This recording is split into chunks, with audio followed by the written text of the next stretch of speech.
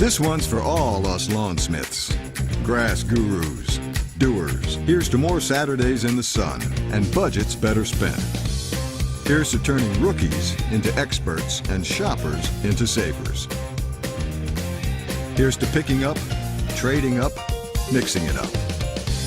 To well-earned muddy boots and a lot more spring per dollar. More saving, more doing. That's the power of the Home Depot. This is becoming a disgusting trend. Teens bullied so badly, they think suicide is the way out. Both girls left suicide notes. Paige told her parents not to be sad for them. Haley said she wanted her funeral to be pink. I am just getting sickened by all this. I mean, every day we seem to have a story like this. And, you know, that 12 to 14, 15-year-old window is a delicate window, and kids are just brutal to one another. Parents, you got to watch this. These two girls had the whole life ahead of them. What made them think that suicide was a reasonable answer? Joining me to answer this are Haley's aunt, Robin Settle, and her cousin, Jessica Settle. They join us by phone. Also back with us is psychiatrist Dr. Dale Archer. So, Robin, were there any signs that your niece was suicidal or even depressed? Dr. Drew. And let me say, before I ask the question, I just got to say, my heart goes out to you guys. This is one of the saddest stories I've read about in a long time. I am so sorry. Thank you. Oh. I can tell you that I'm sorry. Yeah. That right now I feel like shattered glass. But I also have a determination in me that comes from Haley that I'm not going to let things go unsaid. Something has got to change. I'm sorry. Were there any signs that she was depressed? Yeah, there were plenty of signs, and I have to say that I think, for the most part, that they were posts on her Facebook. I would sit nights and go back and forth with her and try to talk her through things, and yeah, she had a lot of, kids this age have a lot of problems anyway, just life. Yeah. And dealing with it and how to handle it. And then, then the added situations that Haley had, yeah, there were lots of signs. There were plenty of times that she would say that I just want this to be over, or I just want this to end, or I can't take it anymore. When she would say I can't take it, was she talking about the bullying? She just felt displaced, and there were, in my mind, bullying in my age was when somebody would sneak out from behind a garage or something and beat you up and run or whatever. But today it's mental, it's verbal, it's via the internet, Facebook, texting, whatever it is. And yeah, a lot of her problems, and I believe what finally sent her over the edge was the bullying. And Jessica, you're there with us as well. Did you know about the bullying? Yeah, I was aware of the bullying. I had talked to Haley several times, as close up to a week before her and Paige took their life, and I tried talking to her about it and told her that everyone goes through it. I went through it, and to stay strong. Wow. I hate to think, Dr. Archer, I'm going to go to you. I mean, that someone has to say to a 15-year-old, hey, everyone goes through this, especially in this internet age. Everyone has to be bullied.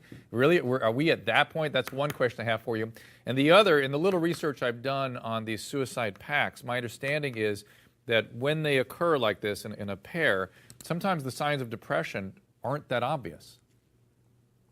Well, talking about the bullying first, you're absolutely right that bullying has taken on a very sinister tone in the modern world. I mean, 20, 30 years ago, it was getting beaten up perhaps after school. Now it's 24/7. It's Facebook, it's Twitter, it's texting, it's phone calls, voicemails, on and on and on. There's no respite. It goes through the weekend. It goes on nights.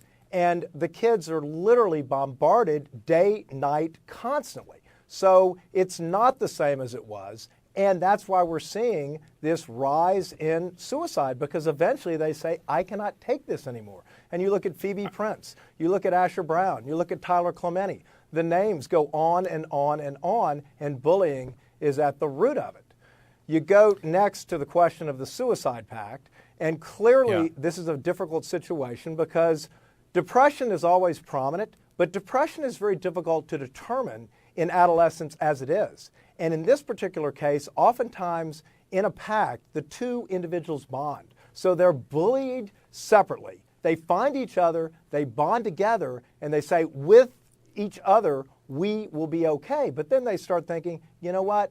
We don't have anything else. We don't have friends. We don't have anything else except for each other, and maybe we would be better off dead. Dr. Archer, I have to tell you that you dropped several bombs there. I actually had like a shudder.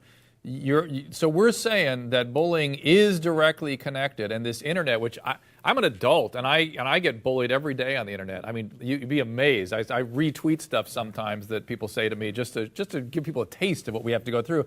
I can imagine if I were 15 years old, yeah, I'd get depressed. I would get severely depressed. And so you're making a direct connection there. That's one thing, and that actually made me shudder. And I'm sick and disgusted. That's the word I keep using, and I am really disgusted by this. And then secondly, the suicide pact phenomenon, it's not necessarily a romantic union, but is a very dependent union. I guess for people out there to want to try to get their heads around this, it's like Romeo and Juliet. That was a suicide pact. Well, what it is that you feel it's us against the world. You feel that no one else gets you, no one likes you, no one understands you, you're never going to have friends, you're never going to fit in, but then you find this one person, and they get you, and you relate to them, and they relate to you. And it becomes a bond, and it's an amazingly strong bond. Now, the good news here is that most of these pacts don't end up in suicide. Sometimes only one goes through, and every now and then you get the double suicide. So this is not the norm, and it's not common, but of course it doesn't make it any less sad. And again, in the internet world, I'm afraid that this is becoming more common. Well, thank you, Dr. Archer. Jessica and Robin, I want to finish with you.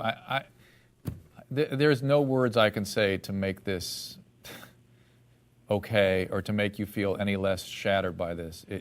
It's just, I'm so sorry. Is there anything you'd like, as a way of sort of trying to make sense and give back, anything you'd like people out there to know or to watch for or to understand in their own families? Well, the doctor touched kind of on it in that you'd asked me if there were any signs, and there were very prominent signs, but he hit the nail on the head. And in Paige, Haley found herself, a mirror of herself, and they created that bond, and they disguised it very well in the end.